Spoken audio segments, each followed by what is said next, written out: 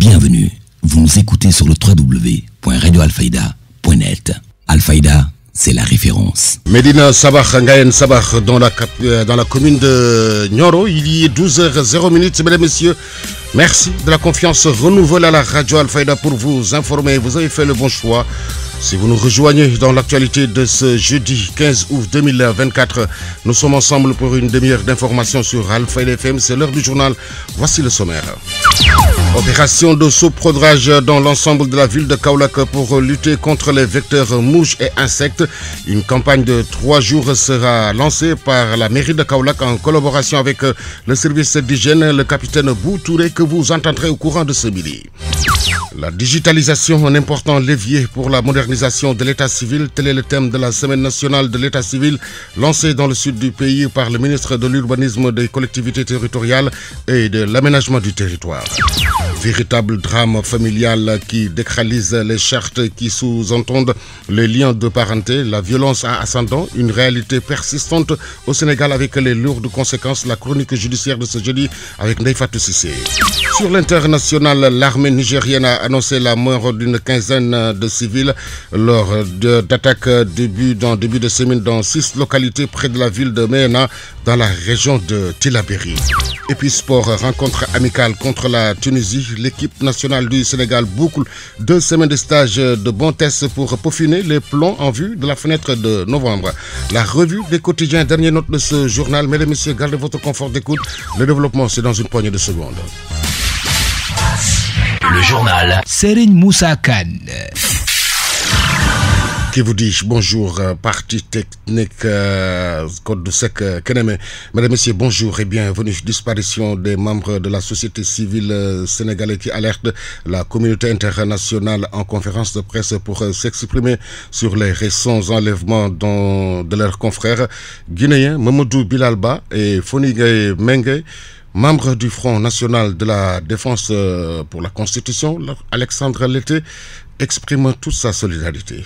Aujourd'hui, nous, acteurs de la société civile sénégalaise, prenons la parole pour exprimer notre profonde préoccupation et notre vive indignation face à la disparition inquiétante de nos confrères guinéens Fonike Mengue et Biloba, tous deux membres du Front national pour la défense de la Constitution, le FNDC en Guinée. Depuis le 9 juillet dernier, soit un mois déjà, ces 2 leaders engagés pour la démocratie et les droits humains ont disparu sans laisser de traces. Un acte que nous qualifions sans hésitation de kidnapping. Cette situation est alarmante et inadmissible.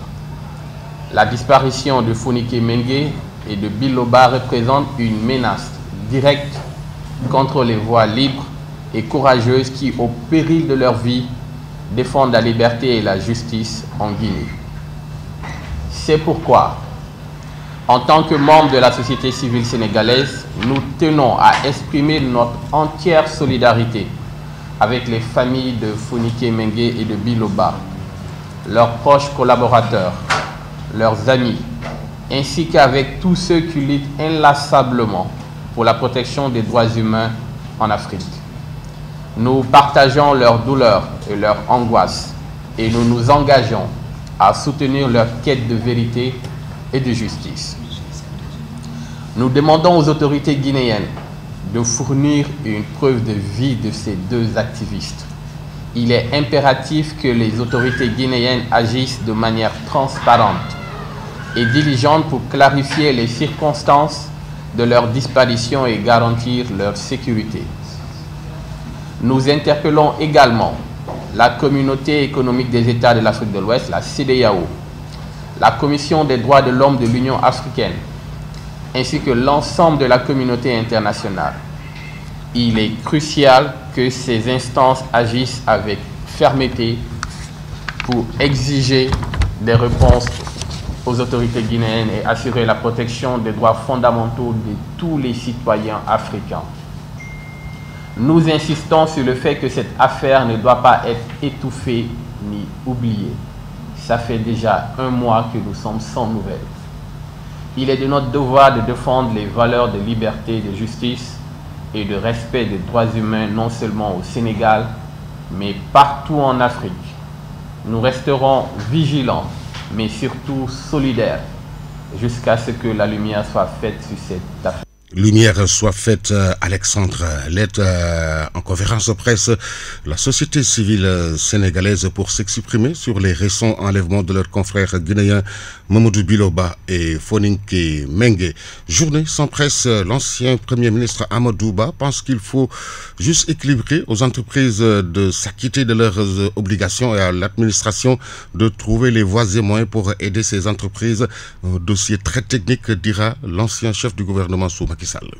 Très peiné. Je pense qu'il y a eu toujours un contentieux entre, disons, les entreprises et l'administration fiscale. C'est des dossiers que je connais. J'y travaille depuis très longtemps. Je pense qu'il est de la responsabilité des entreprises de s'acquitter des obligations fiscales. Il est de la responsabilité de l'État de préserver ses outils. Donc il y a un équilibre.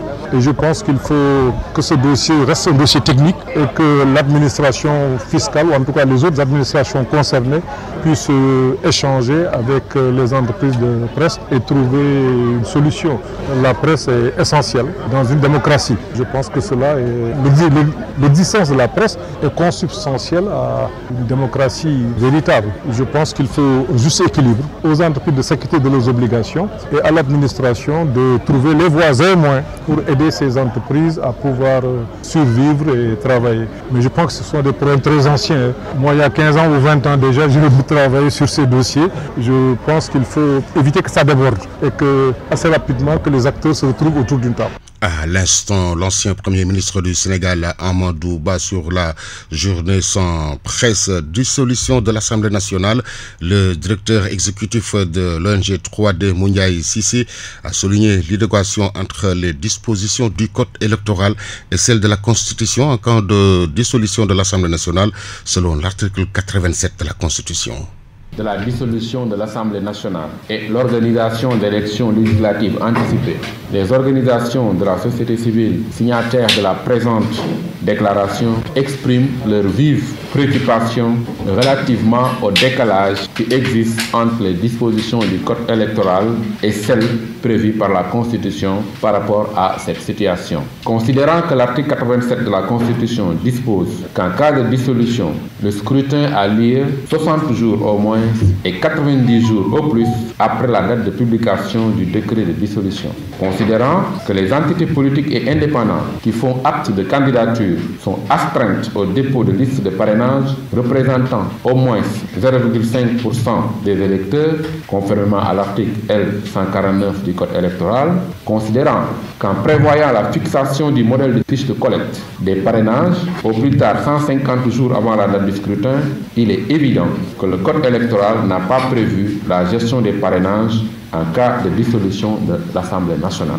Considérant que les candidatures sont déposées à partir de 85 jours avant la date du scrutin en vue de pouvoir procéder au contrôle et à la régularisation des parrainages, constatant qu'il apparaît manifestement qu'en l'état des dispositions législatives et réglementaires en vigueur, les listes de candidats ne pourront pas remplir convenablement les formalités du parrainage dans les délais prévus.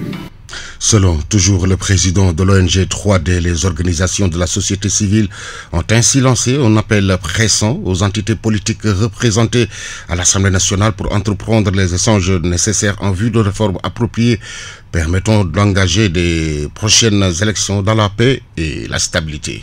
Dès lors, il serait judicieux de travailler à un consensus afin de corriger les manquements décelés dans le code électoral. Dans cette perspective, nous préconisons les mesures ci-après. Dans cette perspective, nous préconisons les mesures ci-après. Réduire le nombre de parrainages requis. 2. Simplifier le système de collecte et de contrôle des parrainages. 3. Présenter le quitus attestant du dépôt de la caution lors du retrait des documents relatifs à la collecte des parrainages. 4. Réduire le délai de dépôt des candidatures. Et enfin, 5. Élargir la commission de contrôle et de validation des parrainages aux personnalités indépendantes. En conséquence, tout en exprimant notre disponibilité à faciliter le dialogue entre les parties prenantes au processus électoral, nous lançons un appel pressant aux entités politiques représentées à l'Assemblée nationale à entreprendre les échanges nécessaires en vue de parvenir aux réformes appropriées permettant d'engager les prochaines élections dans la paix et la sérénité. Les organisations signataires, le COSC, la RADDHO, ONG 3D, le Réseau Civil Jigéen, la Ligue sénégalaise des droits de l'homme, ONDH, URAC, AGET, CERAC, Handicap Femme EDIC, Oxygène, OCDEA, AFEX, GRADEC, Dialogue Citoyen, Africalium Center. Le directeur exécutif de l'ONG 3D, Mouniaï Sissé, réagissait au micro de la radio Al-Fayda. Rencontre de la Ligue des imams et prédicateurs du Sénégal pour examiner l'ensemble de son programme. Le secrétaire général de la LIPS, Imam Ismaël Ndiaye, lors de la clôture de la 3e session du Conseil consultatif, recommande une ouverture de la part des écoles privées catholiques et demande à tous les acteurs de privilégier le dialogue. La Ligue vient de tenir la 3e session de son conseil consultatif qui a été précédée par une session de formation à l'attention des présidents de section. Comme vous le savez, la Ligue est présente dans tous les départements du Sénégal et nous avons produit et publié un communiqué qui a clôturé cette session-là. Dans le cadre de ce communiqué, nous avons évoqué l'immigration clandestine pour demander à l'État d'apporter plus de solutions à cette jeunesse qui semble être désespérée pour risquer sa vie à travers les océans. Nous avons aussi sollicité des adultes qu'ils puissent parler aux plus jeunes pour leur permettre de retrouver confiance, de savoir qu'on peut réussir une vie dans ce pays. C'est pas tous ceux qui sont partis à l'étranger qui ont réussi une vie. Il y en a même qui ont pu construire quelque chose en retournant au bercail. Donc il leur faut reprendre confiance, placer leur confiance en Allah et comprendre qu'on peut réussir chez soi et que c'est bel et bien une possibilité. La Ligue est revenue sur les mots de félicitations à l'endroit de tout le peuple sénégalais pour avoir exigé de par leur mobilisation le respect du calendrier électoral, d'avoir voté et élu un nouveau président, féliciter le nouveau président et son premier ministre et tout le gouvernement et demander de leur part le respect de leur engagement auprès des populations et qui leur a valu ce plébiscite-là. Nous sommes aussi revenus sur la question du voile qui a fini de créer un grand débat dans ce pays-là pour demander à l'école privée catholique de leur demander de s'ouvrir davantage pour le dialogue et de chercher à aider l'État au respect des dispositions de la Constitution qui autorise et permet à tout citoyen sénégalais de jouir de sa liberté. C'est de voir nos filles pouvoir fréquenter toutes les écoles sans pour autant subir des restrictions dans le cadre de leur tenue vestimentaire, surtout si cela respecte les critères de pudeur comme nous l'enseigne la société. Nous avons aussi fini par décerner une motion de soutien au peuple palestinien, présenter nos condoléances à toute la communauté musulmane du monde, à toute la Oumma à la suite de l'assassinat du chef de la résistance palestinienne Ismaël Haniyeh et pour féliciter, magnifier la position de l'État du Sénégal dans l'appui de la cause palestinienne et demander à l'État de s'associer à toutes les initiatives tendant à faire arrêter ce génocide-là et à faire prendre à Israël, l'amener à répondre de ses responsabilités dans cette tuerie sans précédent qu'il est en train de mener sur le peuple palestinien. Le secrétaire général de la LIPS, Imam Ismaël Ndiaye, réagissait au téléphone de la rédaction de la radio Al-Fayda. L'actualité régionale, nationale, c'est sur Al-Fayda FM 90.1. Émettons depuis Médine Baye, Immeuble Cheikh Imam Hassan Cissé, Studio Ali Moumara Alilo. L'info se poursuit sur la référence suite au décès des étudiants. La coordination des étudiants de Gaston Berger demande que justice soit rendue sur les dossiers de leurs camarades martyrs. Abbas Fall de la coordination des étudiants de Saint-Louis au micro de Baradjo.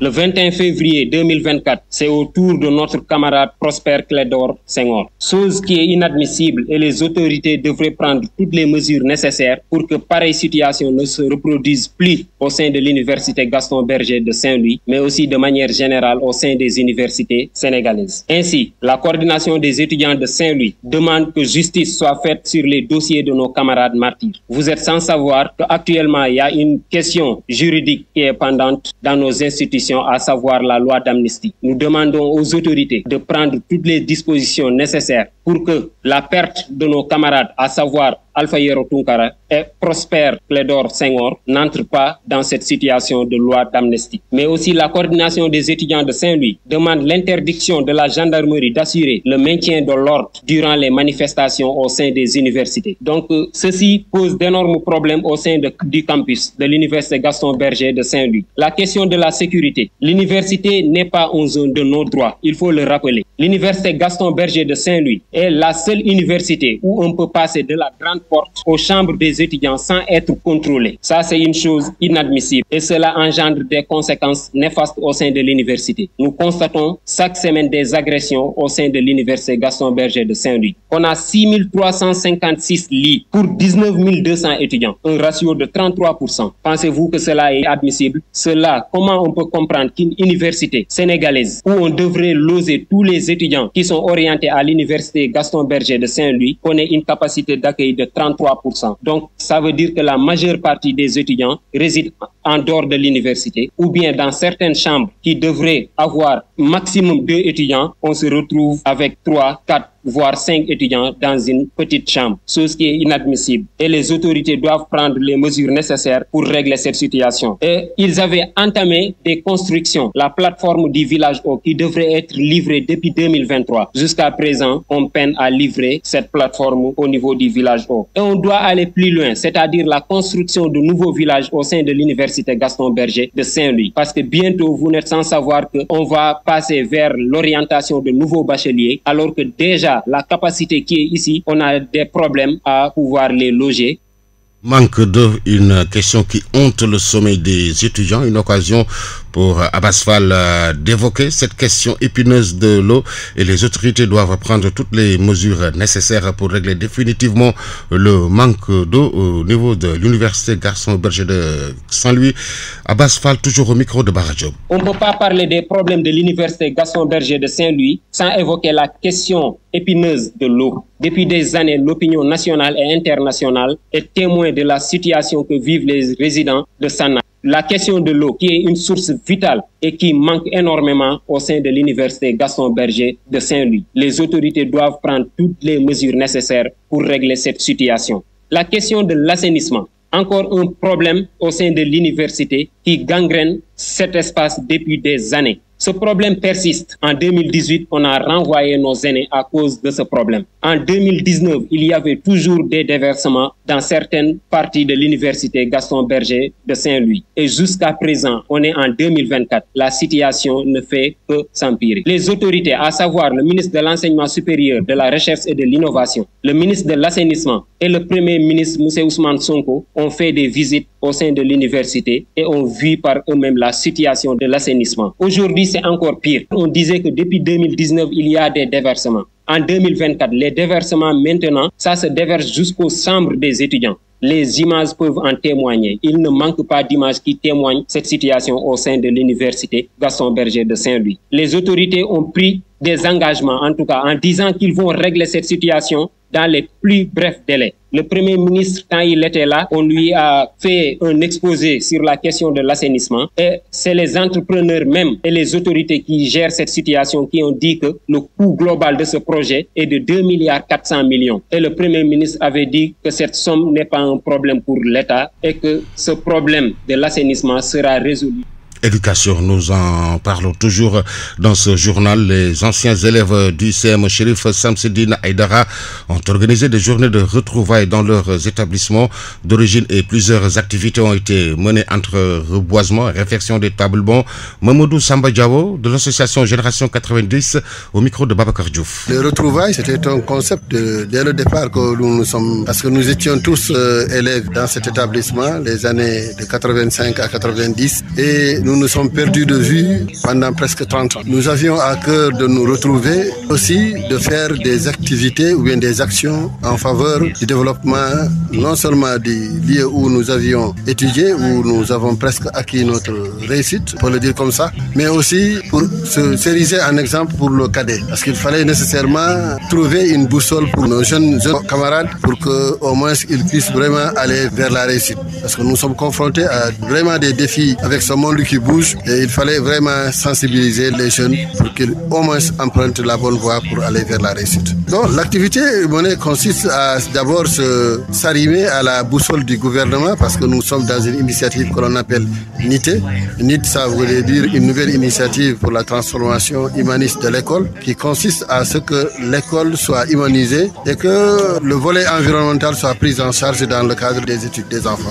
Donc c'est pourquoi nous avons établi un contact avec le capitaine des eaux et forêts, M. Dien, que nous remercions, pour que nos activités qui sont donc faire la réparation de tableaux bancs, ensuite fournir en documentation pour la bibliothèque de l'école, mais aussi et surtout essayer de sensibiliser les enfants vers la réussite. Parce que le phénomène que nous voyons avec le départ vers l'Europe dans ces embarcations de fortune ne nous rassure pas, et surtout en l'endroit de notre jeunesse. Donc c'était une sensibilisation pour dire aux jeunes qu'on peut réussir sans aller dans ces aventures où la plupart des jeunes perdent leur vie. Donc il fallait vraiment que nous soyons donc dans la sensibilisation, mais aussi en sensibilisant, essayer de faire du social, réparation des tables, de l'école, etc., etc. Il y a beaucoup d'autres activités en jeu. Mamadou Samba Diao de l'association Génération 90 réagissait au micro de notre correspondant permanent Babacar Diouf. Religion, nous en parlons dans ce journal 4 mai 2024 à Léona Niassène. Nous sommes sur la dernière ligne droite. Avant ce programme, le président de la commission d'organisation s'est entretenu avec Ngone Ndiaye. Comme à l'accoutumée, chaque 17 Safar, la Daïra Ahlul Mahabati wal Khourba et la famille de Mam Cheikh Tidiane Ibn Alhaji Abdoulaye Niass Al-Kabir organise de Laylatul Kadmiya sous l'égide du Khalif général de Medina Baye Khadimoul Umm, Cheikh Mohamedoul Mahi Cheikh Ibrahima Niass, et de l'imam de la grande mosquée Cheikh Ahmed Tidiane Seydi Alioune Cissé. Cette année-ci, l'événement a une grande particularité avec la famille de Baye Mahmoud Niass désigné comme le parrain de l'événement. Un événement dont les activités préparatoires vont démarrer par l'organisation d'une séance de zikr. Cheikh Tidiane Niass nous en dit plus. Cette année-ci, notre programme débute par une grande daïra qu'on organise ici devant la maison de Baye Mahmoud Niass. Cette daïra sera animée par des zakirs comme Baye Demba Kamara, Baye Thiam, Cheikh Papa Thiam, Baba Gadj qui est notre invité. Le 17 Safar qui coïncide cette année-ci avec le 22 août, le Laylatul Kadmiya aura un contenu très riche avec la traditionnelle récital du Coran et la consultation médicale gratuite. Le jour J, le 22, nous débuterons la journée par des récitals du Coran et une grande consultation gratuite. Le jour J, vers 17h, on organise une conférence qui sera animée par Cheikh Ahmed Boukar Niang, fils de Yarokhi. Le thème est sur Mam Alhaji Abdoulaye Niass. Au-delà de la présence du Khalif la nuit et de l'imam lors de la cérémonie officielle, des innovations et des surprises ne manqueront pas. Après la conférence, la cérémonie officielle qui débute animée par Imam Cheikh Tidiane Alioune Cissé, vers 23h minuit, le Khalif arrive avec ses petits frères, Cheikh Mounhamina Ibrahima Niass et Cheikh Abdoul Ahad. Le programme de la nuit commence. Après l'accolition du Khalif, continue avec Cheikh Aziz Ndiaye de Dakar, Medina Gounass, qui est un ami de la famille, un fils même de la famille. À en croire au président de la commission d'organisation Cheikh Tidiane Niass, toutes les lettres administratives ont été acheminées. Toutefois, il a salué la démarche du préfet de Kaolack relative aux préparatifs du Kadmiya 2024. L'actualité régionale, nationale, c'est sur Al-Fayda FM 90.1. Si vous nous rejoignez dans l'actualité de ce jeudi 15 août 2024 sur Al-Fayda FM, la radio qui vous informe partout que vous soyez dans le monde. Opération de saupoudrage pour lutter contre les vecteurs mouches et insectes. La mairie de Kaolack, en collaboration avec le service d'hygiène, va lancer une campagne de 3 jours. Le capitaine Bou Touré des services d'hygiène souhaite que les mesures de préoccupation soient respectées par les populations. Pour l'activité qui nous réunit aujourd'hui, nous devons faire un saupoudrage de la commune de Kaolack sans épargner aucun quartier de Kaolack. Vous savez que Kaolack a un problème d'assainissement et que ce problème d'assainissement incombe directement sur la prolifération des insectes ayant un intérêt médical.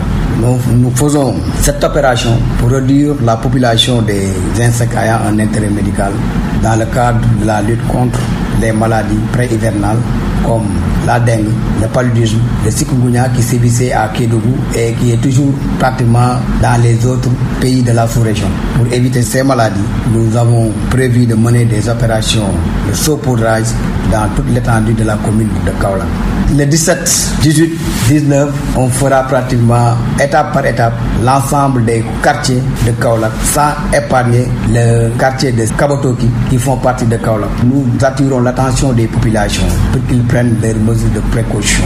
de porter des masques pour éviter d'inhaler la poudre, pour éviter aussi de s'exposer aux produits. On les demande de rester dans leur maison, mais aussi de bien couvrir les aliments et couvrir en même temps les points d'eau, surtout les canaries et tout ce qui peut vraiment être contaminé avec la poudre. Nous démarrons les opérations à partir de 23h. Normalement, à partir de 22h, toutes les populations doivent prendre les précautions pour éviter vraiment des contaminations émanant de l'opération. Opération de saupoudrage, le capitaine Boutouré souhaite que les mesures de précaution soient respectées par les populations. Kenya, à Ziguinchor, il y est bientôt 12h26 où la semaine nationale de l'état civil a été lancée par le ministre de l'Urbanisme, des collectivités territoriales et de l'aménagement du territoire, Bala Moussa Fofane, au micro de Mohamed Sagna. La semaine de l'état civil s'inscrit dans cette dynamique pour impulser des changements de comportement, afin que la déclaration des événements majeurs de la vie d'un individu devienne un réflexe spontané. En outre, comme le stipule l'article 29 du Code de la famille du Sénégal, l'état des personnes n'est établi et ne peut être prouvé que par les actes d'état civil. 1200 ordinateurs, 1000 imprimantes, ainsi que des accessoires ont été remis aux différentes communes. 1000 agents et officiers d'état civil ont déjà été formés à l'utilisation de l'application de gestion des faits d'état civil. Ils peuvent ainsi interroger le registre pour effectuer des recherches, délivrer ou enregistrer un acte en toute sécurité. À terme, grâce à l'interconnexion des centres d'état civil, un Sénégalais, un natif de Ziguinchor, par exemple, pourra se faire délivrer une copie d'état civil partout et dans n'importe quelle commune du Sénégal. Le ministre Bala Moussa Fofana, lors de la semaine nationale de l'état civil qui a été lancée à Ziguinchor, réagissait au micro de Mohamed Sagna. L'intérêt de cette semaine est d'informer la communauté sur l'importance de l'enregistrement de tous les faits d'état civil. Nous écoutons quelques-uns de réactions au micro de Mohamed Sagna. Ces chiffres, mesdames et messieurs, devraient attirer notre attention à tous, qu'il nous reste du chemin à faire. C'est pour cela que, chères autorités, nous pensons que les problèmes d'état civil qui ont été soulevés ici et dans nos activités de tous les jours appellent à une approche d'intervention multisectorielle pour prendre en compte toute la dimension de la question. L'état civil est au cœur du dispositif de toute société humaine. Si nous parlons de démocratie, celui qui n'a pas l'état civil est déjà exclu. Si vous dites que l'état civil fait pour quelque part, cela veut dire que des humains ont subi du fond de leur dignité, parce que sans l'état civil, vous ne pouvez pas recouvrir votre dignité. Selon Moussa Ndiaye, ancien PCR de Kerbaka et acteur éducatif sur la déclaration de l'état civil, un phénomène qu'on doit prendre à bras le corps et préconise des solutions. Le voici au micro de Cheikh Tidiane Diagne. Très problématique dans la mesure où les déclarations ne sont pas régulièrement et cela a des incidences à tous les niveaux. Au niveau des naissances, avec les enfants qui sont en âge de scolarisation, avec ce que cela représente comme conséquence. Autre chose, il y a beaucoup de préjudices que ça apporte à l'enfant. Je vous donne un exemple très pratique. Par exemple, le lycée scientifique de Diourbel. On sait donc comment il est positionné aujourd'hui au niveau de l'éducation nationale. Les enfants qui sont pressentis pour faire ce concours-là, s'ils ont un jugement, ils sont forclos. Vous voyez donc combien on prive l'enfant d'opportunités donc de pouvoir gravir les échelons donc au même titre que ses semblables. Donc la déclaration de l'état civil est un phénomène que l'on doit vraiment prendre à bras le corps parce que ce n'est rien du tout. La déclaration est gratuite, il faut que les gens le sachent. Mais comme solution, moi je dirais, il faut qu'on revienne à une pratique. Moi je me rappelle, mon papa était un chef de village, mais tous les enfants du village, c'est lui qui les déclarait avec son cahier de village. À la naissance, il vient, il prend le nom de l'enfant et il va faire la déclaration au niveau de la mairie. Donc responsable de ces chefs de village-là pourrait donc être encore au moyen de pallier donc à ces phénomènes de non-déclaration de naissance. Aujourd'hui, chez nous, tous les enfants de notre génération et plus bas, on les retrouve à travers ces cahiers de village-là, tous leurs numéros extraits. Donc ça, c'est un phénomène, je pense qu'il pourrait servir de solution. Mais à la base, il faudrait que les gens soient encore plus responsables. Moi, je peux pas comprendre que des vieux qui ne sont pas à l'école aient pris toute la peine de déclarer leurs enfants. Ces enfants-là, aujourd'hui, ne prennent pas la peine de déclarer donc leur progéniture. Ça pose problème. 12h29 sur les pendules du tribunal de grande instance de Kaolack. Véritable drame familial qui décralise les chartes qui sous-tendent les liens de parenté. La violence à ascendant, une réalité persistante au Sénégal avec les lourdes conséquences. La loi n'hésite pas à sanctionner ce que la morale et même la religion considèrent comme une abomination. À l'audience du tribunal de grande instance de Kaolack hier mercredi, la chronique judiciaire avec Nefatou Sissé. Des enfants qui violentent leur père ou mère, la violence à ascendant, une infraction qui se matérialise dans une société sénégalaise ancrée dans ses croyances et ses préceptes. Fatigués et finissant même par avoir peur de leurs enfants, des parents n'hésitent pas à se tourner vers la justice pour chercher secours. Si certains parents, surtout les mères avec l'instinct maternel, demandent une fois au tribunal le pardon pour leur fils, allant même jusqu'à nier tout ce qu'ils reprochaient à ces derniers et consigné dans le procès verbal. D'autres se résignent et demande à la justice de sévir durement contre un fils non seulement indélicat mais violent et qui à la barre s'empresse de justifier son acte répréhensible à cause d'un manque de lucidité au moment de la commission des faits, dû à l'alcool, à la drogue ou la prise d'autres stupes.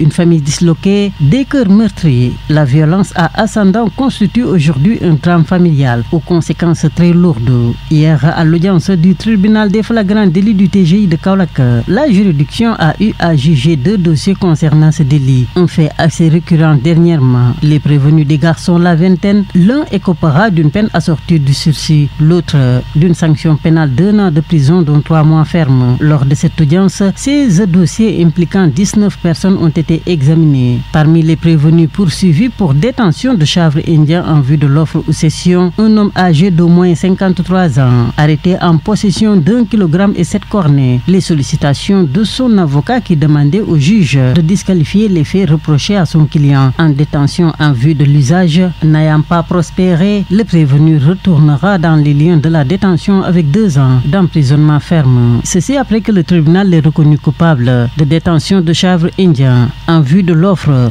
ou cession. Actualité internationale. Sur l'international, l'armée nigérienne a annoncé la mort d'une quinzaine de civils lors d'attaques en début de semaine dans 6 localités près de la ville de Meyana, dans la région de Tillabéri. C'est une série de brèves réalisées par nos partenaires de la Voix de l'Amérique. Dans l'ouest du Niger, 15 civils ont été tués et plusieurs autres blessés en début de semaine par des terroristes dans la région de Tillabéri. L'annonce a été faite hier soir par l'armée. Toujours au Niger, au moins 52 passagers à bord de 2 véhicules de transport en commun sont morts noyés dans un accident dans l'ouest désertique du pays, touché par des inondations depuis juin, selon l'agence nigérienne de presse. D'importantes inondations ont déjà fait au moins 94 morts, plus de 137 000 sinistrés et 93 blessés à la date du 7 août, avait déclaré la ministre nigérienne de l'Action humanitaire et de la gestion des catastrophes, Aïssa Lawandarma. Actualité internationale. Les États-Unis ont appelé l'armée soudanaise à rejoindre les discussions sur un cessez-le-feu au Soudan qui ont débuté hier en Suisse en présence des paramilitaires des forces de soutien rapide, mais sans la présence de l'armée soudanaise, l'un des belligérants. Actualité internationale. L'Organisation mondiale de la santé a déclenché mercredi son plus haut niveau d'alerte sanitaire au niveau international face à la résurgence des cas de Mpox en Afrique. Actualité internationale. Joe Biden et Kamala Harris ont été informés hier par leur équipe de conseil à la sécurité nationale sur l'évolution de la situation au Moyen-Orient, a fait savoir la Maison-Blanche sur fond de menaces d'attaques iraniennes contre Israël. La réunion qui s'est tenue dans la Situation Room de la Maison-Blanche a porté sur les efforts militaires des États-Unis pour soutenir la sécurité d'Israël ainsi que sur les efforts diplomatiques pour apaiser les tensions régionales et pour faire aboutir un cessez-le-feu, un accord de cessez-le-feu et de libération des otages dans la bande de Gaza. Et justement, les discussions en vue d'une trêve dans la bande de Gaza se tiennent aujourd'hui à Doha, à l'heure où le territoire palestinien subit des bombardements intensifs de l'armée israélienne. Actualité internationale. La présidente de l'université Columbia, Minouche Shafik, a annoncé sa démission invoquant la période de crise du printemps quand le campus new-yorkais fut l'épicentre des manifestations étudiantes contre la guerre à Gaza. Cette économiste américaine d'origine égyptienne l'a annoncé dans une lettre à la communauté enseignante enseignantes et étudiantes, faisant état de menaces d'insultes, voire de mauvais traitements contre elle, des collègues et des étudiants. Columbia, qu'elle dirigeait depuis juillet 2023, a été l'une des premières à se mobiliser au début de la guerre que conduit Israël contre le Hamas dans la bande de Gaza. Actualité internationale. Donald Trump a vertement critiqué hier le bilan économique des démocrates lors d'un meeting en Caroline du Nord 2 jours avant un déplacement de sa rivale Kamala Harris dans cet état clé. Et sur le même thème, le candidat républicain a accusé la vice-présidente d'avoir jeté des milliards de dollars par la fenêtre. Votez Trump et votre budget essence va chuter, tout comme vos factures de climatisation et de chauffage, a assuré l'ancien président, promettant de réduire les prix de l'électricité et de l'énergie de moitié en un an. Kamala Harris et Donald Trump se livrent cette semaine à un duel à distance en Caroline du Nord, l'un des États les plus susceptibles de peser lors de la présidentielle du 5 novembre.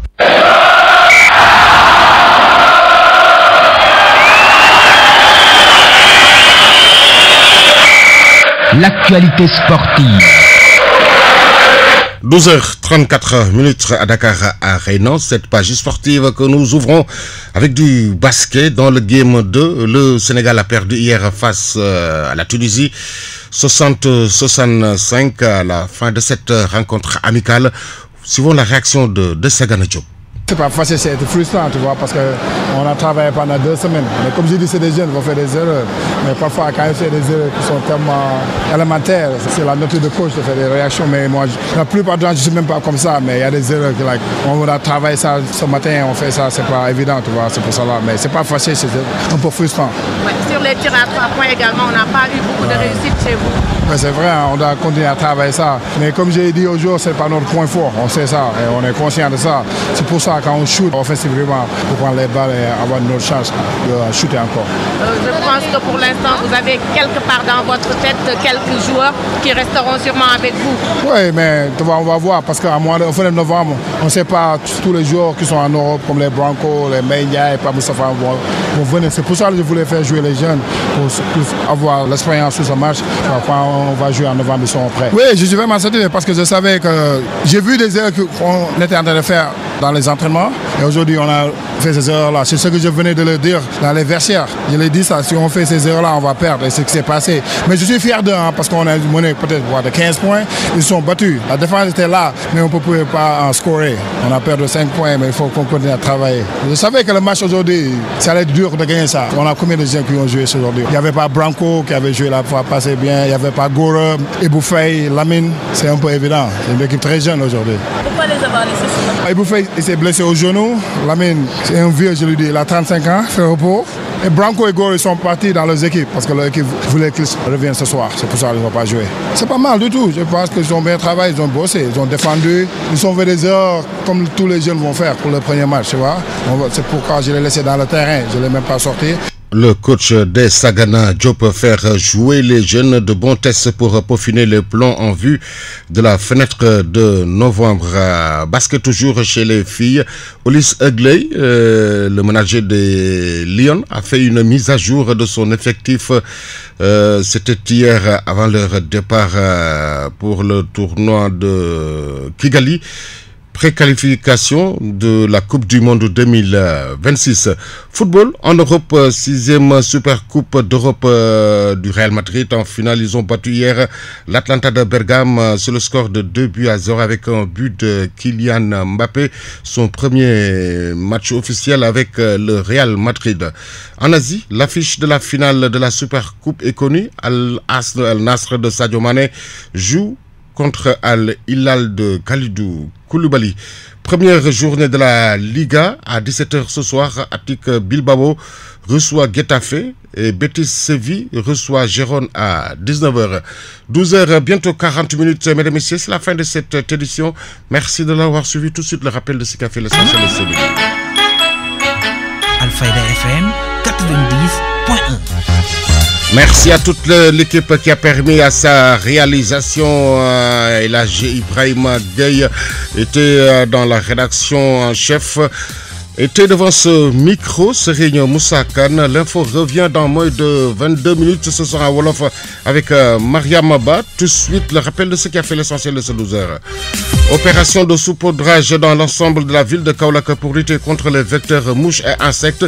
Une campagne de 3 jours sera lancée par la mairie de Kaolack en collaboration avec le service d'hygiène. Vous avez entendu la réaction du capitaine Boutouré. La digitalisation, un important levier pour la modernisation de l'état civil.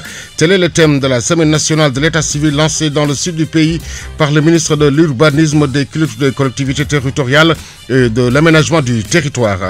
Véritable drame familial qui décralise les chartes qui sous-tendent les liens de parenté, la violence à ascendant, une réalité persistante au Sénégal avec les lourdes conséquences.